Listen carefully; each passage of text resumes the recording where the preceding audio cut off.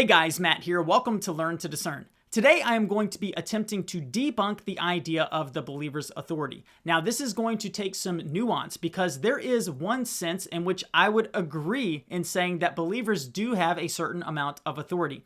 But there is a specific type of teaching that comes along with the idea of the believer's authority that I am looking to debunk. But even that takes some nuance because certain people mean different things when they talk about it. So I want to try to be pretty clear what exactly I am trying to debunk. So if you say, I believe in the believer's authority, but I believe something different than what you were saying, then okay, we're totally fine. Don't listen to what I'm saying. Although I think you should continue to watch the rest of this video because I still think you will learn some things about Scripture and know how to better handle God's Word. So the type of believer's authority that I want to speak against is this idea that Jesus has given believers his authority, and because of that, believers have unique abilities, such as the ability to bring about miracles and healings and signs and wonders basically at command. If you do the right things, you have the authority to bring about those sorts of things. Some people would even go so far as to say that you have the authority to speak things into existence, that you can create with your words in the same way that Jesus created with his words. So those are the sorts of concepts that I want to push back against. And I want to try to show you how when people try to claim that these ideas are supported in Scripture, the passages that they go to absolutely do not teach this concept whatsoever. But before we get to this teaching, if you guys want to help promote Christian content here on YouTube, please go ahead and take a second now to subscribe to my channel, and thank you in advance.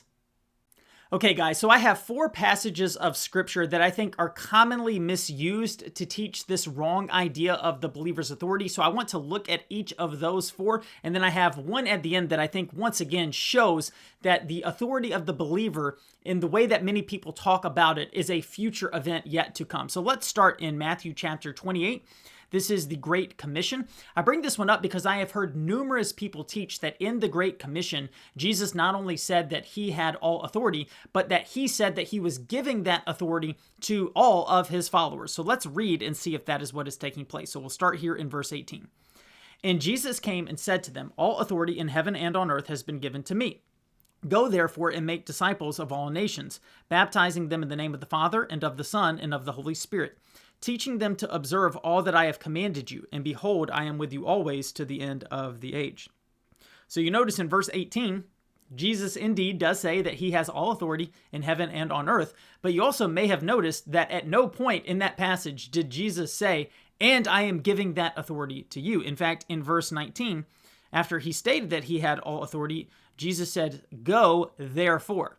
That means in light of what I just told you about me having all authority, you go and make disciples. And then in verse 20, he says, behold, I am with you always to the end of the age. So you can have great comfort in knowing the one who has all authority promises to be with you as you go and fulfill the Great Commission. So we see this does not teach that Jesus transferred his authority to believers. It says that nowhere in this passage. Another common one that I think is misused by people is Matthew chapter 10. They'll look at the apostles going out, and especially if we look in verse 8, it talks about heal the sick, raise the dead, cleanse lepers, cast out demons you have received without paying, give without pay. So they'll say that is a command for all people, and you have the authority to do it. So let's start up here in verse 1. It says, and he called to him his 12 disciples and gave them authority over unclean spirits to cast them out and to heal every disease and every affliction. So Jesus called to him his 12 disciples and gave them. Who's them? The 12 apostles. He gave the 12 apostles authority over unclean spirits and to heal every disease. So as believers, can we certainly pray for God to heal someone of a disease? Absolutely we can. But does this passage of Scripture, whether up here or if you want to look down further here where Jesus sends out the 12 apostles, that's after he just gave them authority, can we use this to say that we all have the authority as believers to heal every sickness and disease? And if we just do the right things, people will teach it different ways, that we can bring healing to everybody. No, that is not what this passage of Scripture is teaching. It is teaching that Jesus gave that authority at that time to his 12 apostles. There's no way to extrapolate that out and make it seem like this is a universal promise given to all people when it very clearly says it was given to the 12 apostles.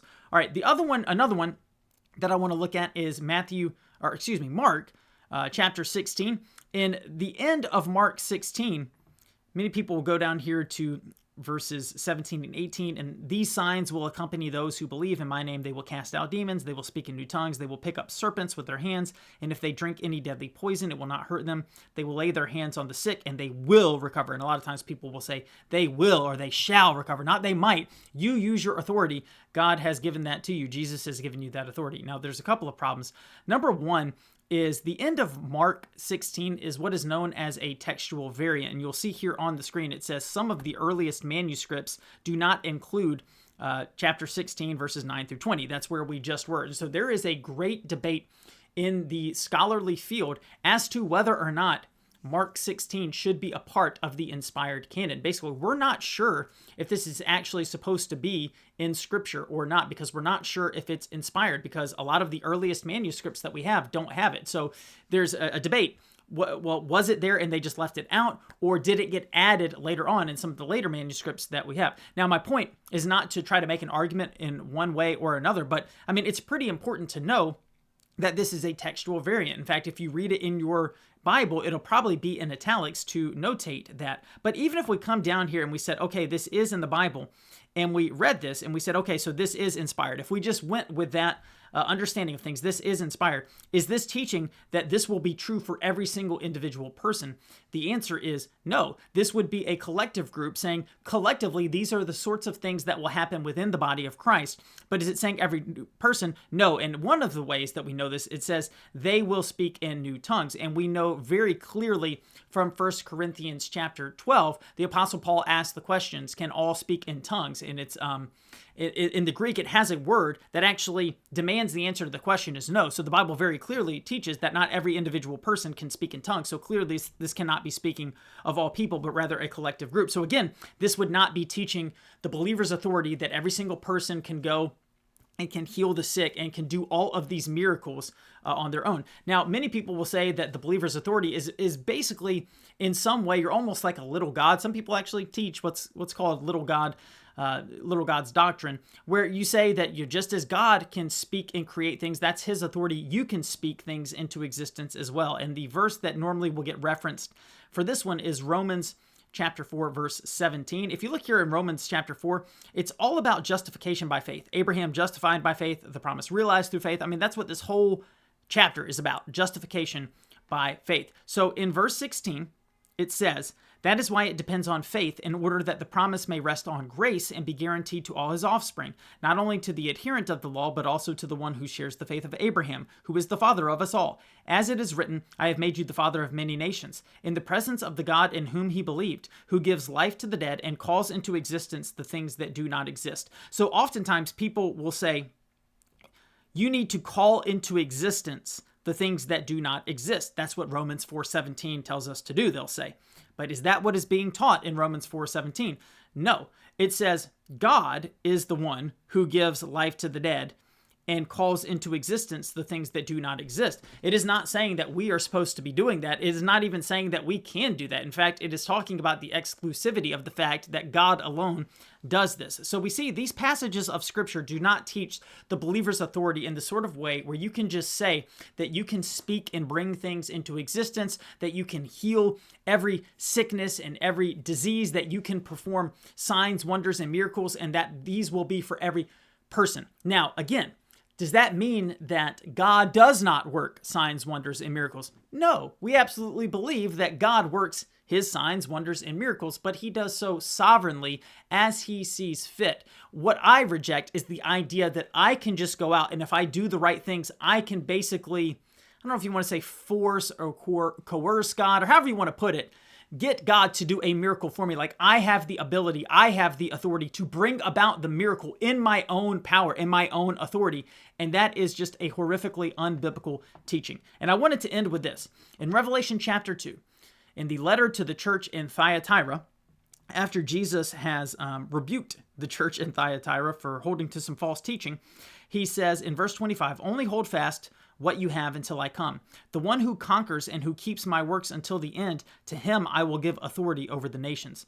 Now, I wanted to highlight that because many people will say we already have the authority right now. We have all the authority that Jesus has given us. We have authority over the nations. We can declare things to the nations right now. And my question would be, then how come Jesus says it's the one who conquers and keeps my work until the end? So he's basically saying this is after you would die. This is in eternity. Eventually, when Jesus returns, then you will be given authority over the nations. It makes it very clear that you don't have that authority in the here and now. So friends, understand, we absolutely believe God does many wonderful things. God is able to do anything that he desires to do. We should pray for those things. It's not bad to pray for people's healing. I think that's a wonderful thing. Pray for people's healings. Go out, share the gospel. I mean, do the works that God has commanded you to do. Just understand that you don't have the authority to bring about the healing. You don't have the authority to do some of the things that have been erroneously mentioned by many teachers. No, we need to understand God's sovereignty. We entrust ourselves to him, and we trust that he will move as he sees fit as we walk in obedience. All right, guys, I do hope this was helpful to you in your walk with the Lord. If it was helpful and you want to get more content like this out to additional people, please take a second now to subscribe to my channel. Also, please remember that you can partner together with me financially in ministry, as I have profiles on both Ko-fi and Patreon. You can sign up to give a one-time gift or for monthly recurring donations. Thank you so much for watching, and until next time, God bless.